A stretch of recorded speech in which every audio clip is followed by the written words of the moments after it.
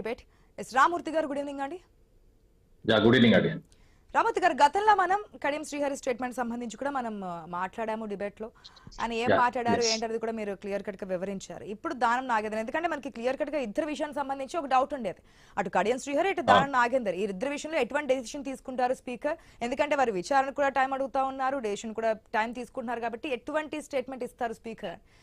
So Kadiyam Srihari, నేను BRS లోనే ఉన్నాను, కేవలం ఏదైతే నియోజకవర్గం యొక్క డెవలప్మెంట్ కోసం కలిసానని చెప్పి స్టేట్మెంట్ ఇచ్చారు. ఆ రోజు మనం మాట్లాడాం. ఈ రోజు దానం నాగేందర్ లేదు, ఏ పార్టీలో ఉన్నారు మళ్ళీ క్లియర్ కట్ గా చెప్పాలా, రాష్ట్రంలో ఇంత డెవలప్మెంట్ చేస్తున్నప్పుడు, ఇంత అభివృద్ధి చేస్తున్నప్పుడు ఈ పార్టీ కాకుండా ఏ పార్టీ, నేను ఏ పార్టీ ఉంటే ఆ పార్టీ గెలుస్తుంది కదా, సో ఏ పార్టీ అంటే కాంగ్రెస్ పార్టీలోనే ఉన్నానని చెప్పి కుండ బద్దలు కొట్టారు. ఏ విధంగా చూడొచ్చు, ఎట్లా ముందుకు వెళ్ళబోతున్నారు? ఈ పార్టీ మారిన 10 మంది ఎమ్మెల్యేల గురించి కొత్తగా మనం చెప్పుకోవాల్సిన లేదు. అంటే తెలంగాణలో చిన్నపిల్లగాని గిచ్చి లేపినా కూడా వీళ్ళు ఏ పార్టీనర్ అని చెప్తారు, కానీ స్పీకర్ కి ఇవన్నీ కనబడట్లేదు. కళ్ళుండి చూడలేకపోతున్నాడు, చెవులుండి వినబడలేదు, అంటే రాష్ట్ర ప్రజలు చెప్తున్నది కూడా వినలేకపోతున్నాడు. ఏదో స్పీకర్ అనేవాడు ఒక వాస్తవంగా చెప్పాలంటే ఏ పార్టీలకు కూడా వంత పాడొద్దు, అదే విధంగా కొమ్ము కాయద్దు.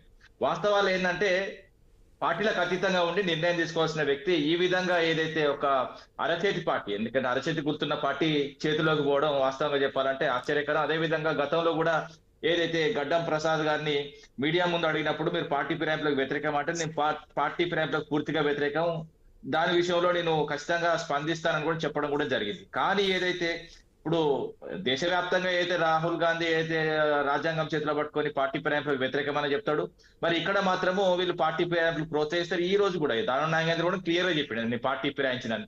మరి నిర్ణయం తీసుకోవడానికి స్పీకర్ కి ఏం అడ్డం వస్తుందో తెలియదు. అదే విధంగా కడియం శ్రీహరి అయితే డైరెక్ట్ మీటింగ్ పెట్టి చెప్పడం జరిగింది. ఎందుకంటే కాన్స్టిట్యున్సీ అభివృద్ధి కోసం నేను ఏదైతే పార్టీ మారినాను, కాన్స్టిట్యున్సీ అభివృద్ధి కోసం కాదు, కానీ వాస్తవంగా వాళ్ళ అభివృద్ధి కోసం.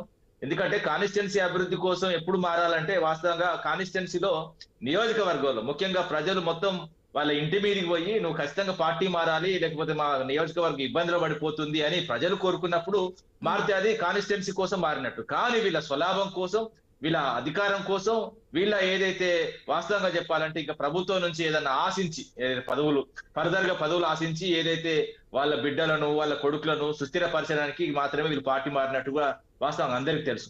ఇంకోటి ఏంటంటే ఈ పార్టీ మారిన తర్వాత కూడా ఇంకా పార్టీ మారలేదు అంటే ఇంకా వాస్తవంగా చెప్పాలంటే అసలు సిగ్గు లేకుండా మాట్లాడుతున్నారు. అదే విధంగా వాస్తవంగా చెప్పాలంటే తెలంగాణ ప్రజలు ఏదైతే కాంట్రాక్ట్ ఇచ్చి ఊడ్చే పరిస్థితి తీసుకొచ్చుకున్నారండి.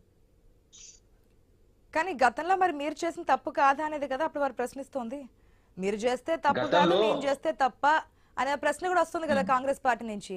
మీరు ఏం చేయాలనుకుంటున్నారో ఒకవేళ స్పీకర్ డెసిషన్ ప్రకారం ఆయన ఏం చెప్తారు ఇంకా తెలియదు. దాని నాగేంద్ర విషయంలో ఆయన అయితే క్లారిటీగా ఉన్నారు, స్పీకర్ ఏ డెసిషన్ ఇచ్చినా మేము సిద్ధంగానే ఉన్నామని చెప్పి ఆయన స్టాండ్ ఆయన తీసుకున్నారు. ఇక స్పీకర్ డెసిషన్ గురించి మాట్లాడదాం. ఒకవేళ ఏ విధంగా బీఆర్ఎస్ ఆప్షన్ ఏంటి, ఈ బీఆర్ఎస్ ఏ విధంగా ముందు గతం గురించి చెప్తే వాస్తవంగా ఏంటంటే ఏ పార్టీ ఏంటన్నా కూడా తెలుసుకోవచ్చు. ఎందుకంటే 1967లో పార్టీ ఫిరాయింపులు విపరీతంగా దాదాపు 4,000 మంది ఎన్నికైతే అందులో 2,000 మంది సగానికి పైగా మారిలు. దాని తర్వాత అయితే కాంగ్రెస్ వాళ్ళు ఎప్పటి నుంచి ఇప్పటి వరకు 67 నుంచి ఇప్పటి వరకు దాదాపు 1,000 మంది పార్టీ మారుకుంటూ వస్తున్నారు.